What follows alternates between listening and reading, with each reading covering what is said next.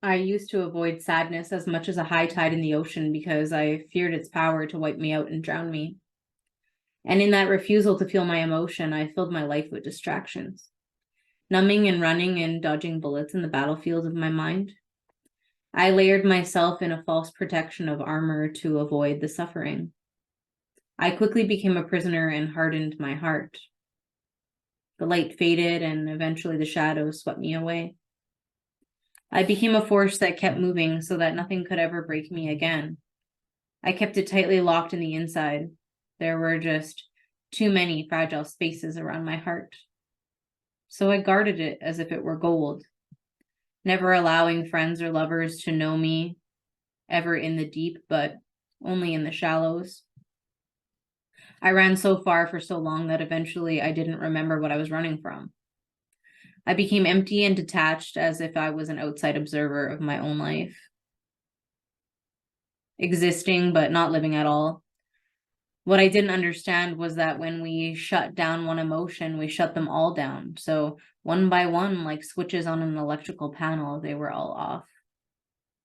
So not only was I incapable of feeling my anger, fear, grief, and sadness, but I was just as much not able to feel my happiness, peace, or joy.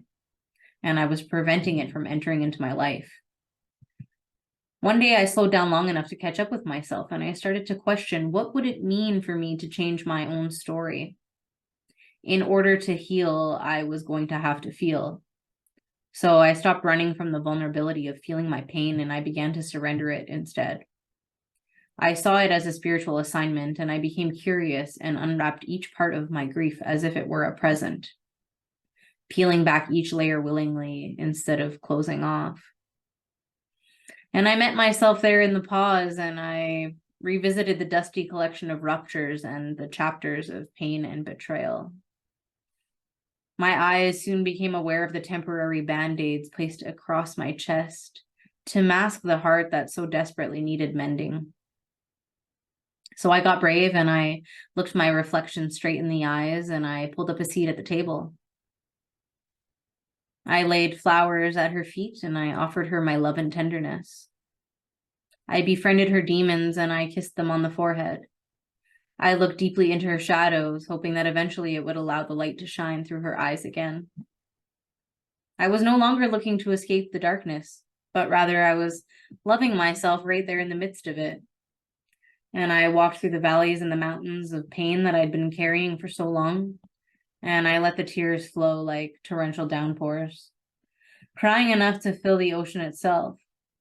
And it hurt so bad that I just wanted to take the ache right out of my chest and watch it sink into the sea. But just as with every storm, the clouds eventually parted and the sunshine appeared. And I traveled out of the land of sorrow into a new life where I was no longer fragmented and had found my wholeness. And it brought me to new depths of my soul that I had been longing for so long. This process opened doors and brought me into a stillness and a sanctuary within all of that rawness. The truth was that this was always there within me, but it had been covered up with so much baggage that I'd been collecting over time that I just needed to unpack and make peace with. So if you find yourself in the alchemy of grief, just please know that there are so many gifts that are found in the wisdom of the dark. It's just like the moon. Sometimes you have to sit in darkness to activate more light. And sometimes the best treasures are found in the darkest of caves. Purging is a cosmic cleanse that will connect you to the softness and the magic of your heart, and it will bind you to the oneness of the web of life. So just remember that it's that deep pain that has the power to heal you on such a deep level that it can merge you with your higher self. You just have to be willing to offer up your wounds in order to be purified in the flames of transformation.